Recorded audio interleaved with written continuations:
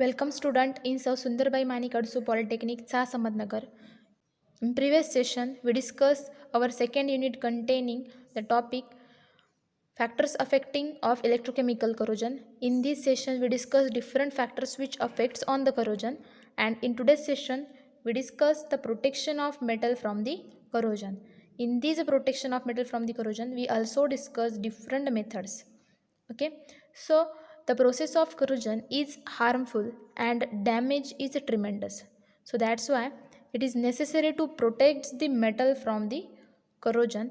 So that's why we use different methods to protect the metal from the corrosion. So the different methods, generally four methods we use. So first method is modification of environment, second method is modification of properties of metal, third method is electrochemical protection, and fourth method is application of protective coating. So in today's session we discuss these first two methods for prevention of corrosion. So first method is modification of environment. So we take some modifications in the environment, or we take some changes in the environment to protect the metal from the corrosion. So it can reduce by either removal of harmful constituent from the environment, or secondly by addition of specific substances which neutralize the effect of corrosion constituent of environment. Okay, that means either we remove some harmful substances in the environment, then that time also we prevent the metal from the corrosion, and also we add some specific substances in the environment, we also protect the metal from the corrosion. So let's see different method we use in modification of environment. So first method is de-aeration. De-aeration means we remove some corrosive gases in the environment by using different methods. So different corrosive gases, one of the corrosive gas is the oxygen. So this oxygen concentration in the environment, it can reduced by removing the oxygen from aqueous environment. So removal of dissolved oxygen is done by adjustment of the temperature together with the mechanical agitation.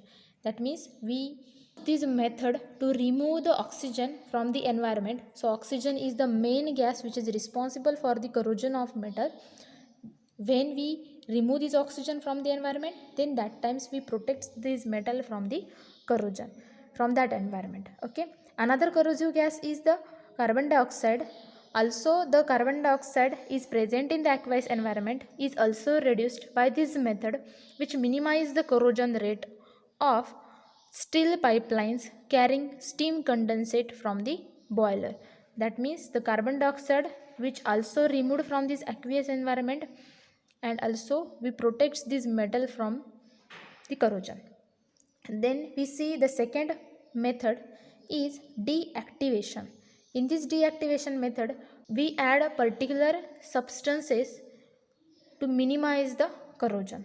Okay, so in this method dissolve oxygen, mainly I already told oxygen which is main substance which is responsible for the corrosion. So in this method also we dissolved oxygen can be removed by adding calculated quantity of sodium sulfite. We add sodium sulfite, then that time, or the hydrogen hydrate in aqueous solution, then that times this oxygen can be removed from that environment and we minimize the corrosion rate. That means when the environment having oxygen is present and we add sodium sulfite, that is Na2SO3, and we remove the oxygen from that environment, that means they can convert it into the sodium sulfate, and in that environment oxygen will not be present. So that's why deactivation will be carried out and metals can protect from the corrosion. And also we add the hydrazine in aqueous solution. This aqueous solution having presence of dissolved oxygen, then that times they react with each other and to produce the nitrogen and water molecules. In these product also don't have a separate oxygen is there, and then that time the metals can protect from the corrosion. by using this deactivation process, that means addition of sodium sulfide or hydrazine hydrate in aqueous solution. Okay. Next, we see the third method is dehumidification. Dehumidification. In this method, we remove the moisture content in the air from the environment, and then that times corrosion can be prevented, because the moisture content will be present in the environment, then that times corrosion rate can be increases.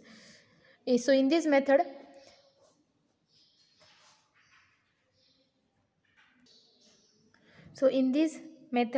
moisture content of the air is reduced well below the critical humidity limit for the metal, so that the amount of water condensed on surface of metal will not be sufficient to cause the corrosion. So the amount of water will be condensed on metallic surface. This water will not be sufficient to cause the corrosion of metal and also carried out. So in dehumidification, alumina or silica gel will be used. Silica gel will be used. That means this alumina or the silica gel which absorbs the moisture preferentially on their surface, which are used in closed areas such as air conditioned places where the steel articles are prepared. Then that times alumina and silica gel will be used because they can absorb the moisture on the surface metal. So that's why dehumidification will also use to protect the metal from the corrosion. Next method is alkaline neutralization. Acidic nature will also cause the corrosion of metal. So that's why this acidic nature of the corrosive environment is due to the presence of these acidic substances, that is HCl, that means hydrogen chloride, sulfur dioxide and carbon dioxide. So this acidic nature of the substances which is neutralized by adding some alkaline substances, that means some basic substances we add and we neutralize these acidic substances. So that's why we use some basic substances are ammonia, sodium hydroxide and lime, and to neutralize this acidic environment, and the metals get protected from the corrosion. So in these alkaline substances are injected in vapor or liquid form to the corrosive environment. So this method is used in controlling the corrosion of refinery equipments.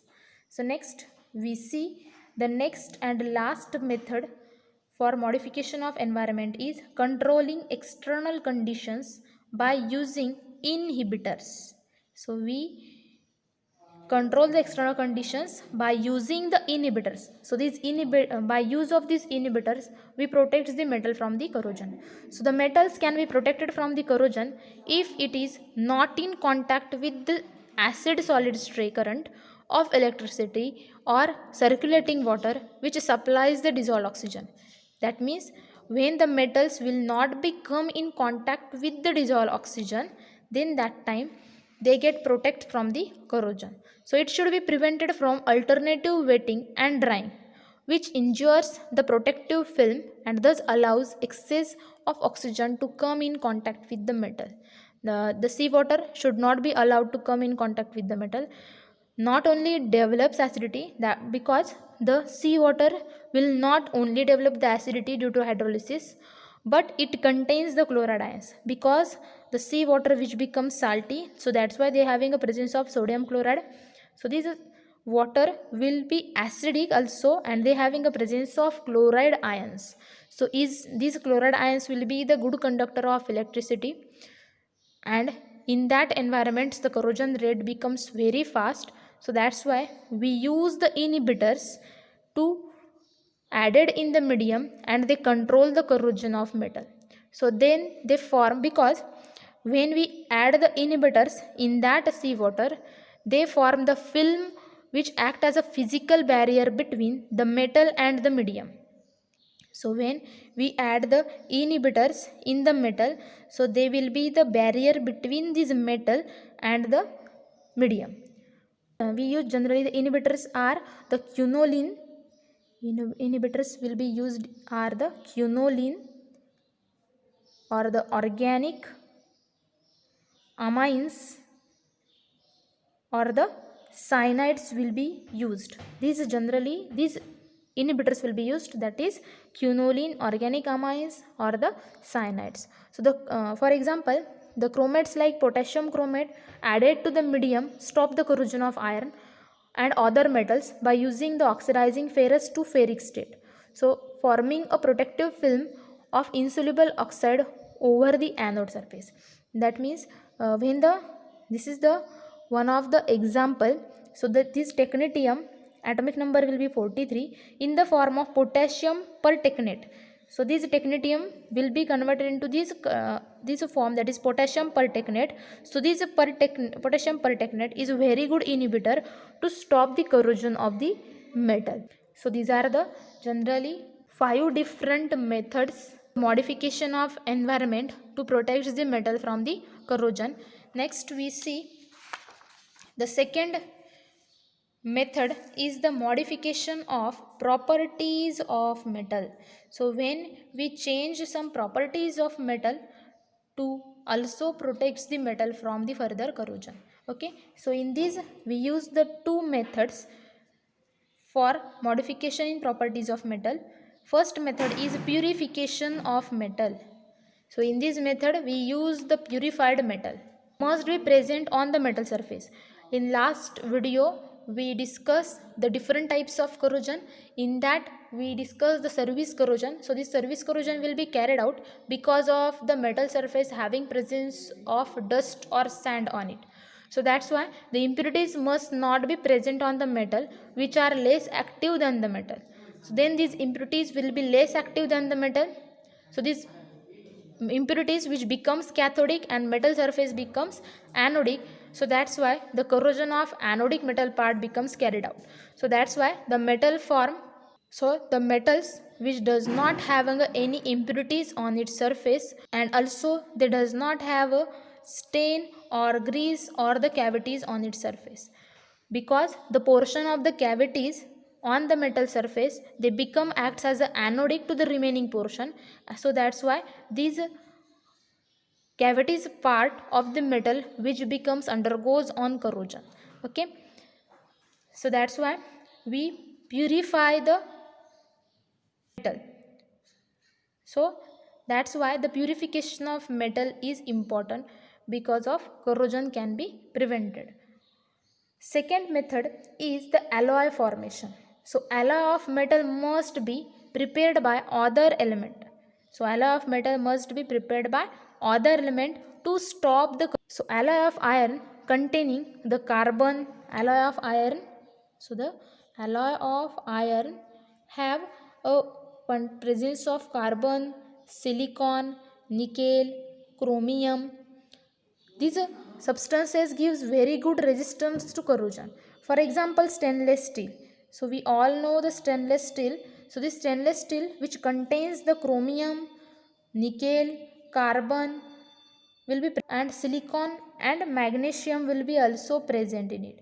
So there having a chromium will be about 16.20%, nickel will be about 8 to 12%, carbon will be present, it will be about 0.05 to 0.15%, and silicon and magnesium will be about 0.05%. So that's why stainless steel will having a presence of iron, but other substances will be also present on it. So that's why they get protect from the corrosion. Another example is the chromium. So chromium will also a best alloying of metal, because in oxide film has a self-healing property and it is broken to reform immediately. So that's why alloy formation will also use to protect the metal from the corrosion. So today we stop here. In next session we discuss the third method is electrochemical protection, and the last method is application of protective coatings. Thank you.